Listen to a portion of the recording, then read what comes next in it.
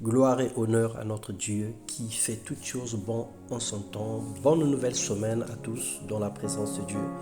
Paix à tous les bien-aimés de Dieu. Nous bénissons son nom pour son amour, pour sa grâce, pour tout ce qu'il a accompli dans nos vies ce jour, dans le nom de Jésus. Ce matin, nous voici dans notre partage quotidien Living Word. Le thème que nous allons aborder ce matin, chaque chose a un temps. Et le temps qui court, c'est le temps du jugement. Dans Ecclésiaste, le chapitre 11, le verset 9, la deuxième partie, il est écrit que marche dans les voies de ton cœur et selon les regards de tes yeux, mais sache que pour tout cela, Dieu t'appellera en jugement. Dieu est un bon juge, mais aussi un bon père. Durant toute notre vie ici-bas, le Seigneur nous parle, nous avertit des jours de sa colère. Il nous prépare pour des temps à venir et veut notre salut.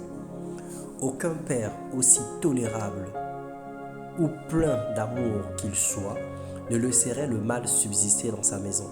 Il usera un jour certainement de patience, mais un jour il finira par prendre une décision et punir les malfaiteurs, les désordonnés pour leur redressement. Bien-aimés, soyons attentifs à tout ce qui se passe. Plusieurs d'entre nous ont déjà oublié les temps que nous avons connus dans ce monde, les temps de pandémie, les temps de guerres civiles, les temps d'événements malheureux, les temps difficiles que nous connaissons, nous les oublions. La mémoire de l'homme est courte. Depuis que les choses semblent être normales, plusieurs ne se lèvent même plus pour chercher Dieu. Nous avons connu le moment de la pandémie, de la grande pandémie de coronavirus, où chacun implorait Dieu, où on voyait les gens tomber minute après minute, où on comptait le nombre de morts à la télé tous les jours.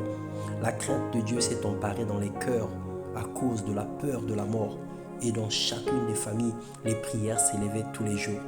Et pendant que ce vent est passé, ce temps est passé, les personnes ne cherchent plus Dieu aujourd'hui.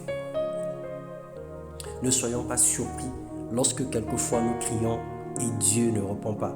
En effet, le jugement de Dieu s'exerce contre tous, contre nous. Notre propre conduite empêche la main de Dieu de se manifester selon Ésaïe 59, le verset 1. La main de l'Éternel n'est pas courte pour nous toucher, ni son oreille dure pour nous entendre, mais ce sont nos crimes et nos fautes qui nous séparent de Dieu. Et dans le Psaume 143, le verset 8, il est écrit « Fais-moi dès le matin entendre ta bonté, car je me confie en toi. Fais-moi connaître le chemin où je dois marcher, car j'élève à toi mon âme. » Nous sommes responsables de nos échecs. Nous sommes responsables de nos échecs. Nous sommes égoïstes. Hommes et femmes d'intérêt, incapables de faire la volonté de Dieu, mais nous osons accuser Dieu et l'interroger sur les événements qui détruisent la terre. Ce matin, Dieu te parle. Relève-toi, change de vie. Repends-toi et reprends ta marche, afin que tu ne sois pas jugé et que la colère de Dieu ne s'abat pas sur toi. Sa grâce est encore disponible, car quiconque invoquera le nom du Seigneur Jésus-Christ sera sauvé.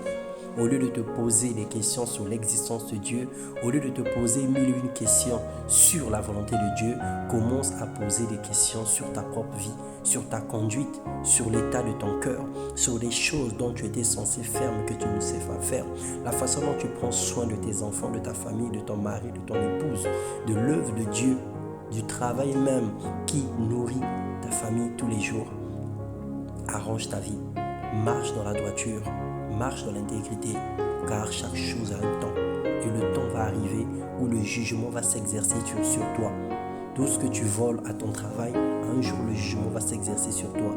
Tout le mal que tu fais en cachette, un jour le jugement va s'exercer sur ta vie. Alors sois intègre, arrange ta vie et change de direction, change de situation, de position, et Dieu changera ta situation. Reviens à Jésus, donne ta vie à Jésus et marche dans la droiture. Que le Seigneur nous bénisse et n'oublie pas que chaque chose a un temps.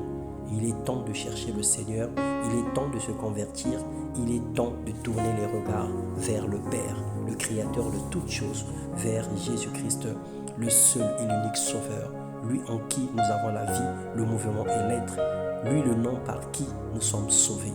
Que le Seigneur nous bénisse. Bonne nouvelle semaine. Soyez abondamment bénis dans le nom puissant de Jésus. Amen.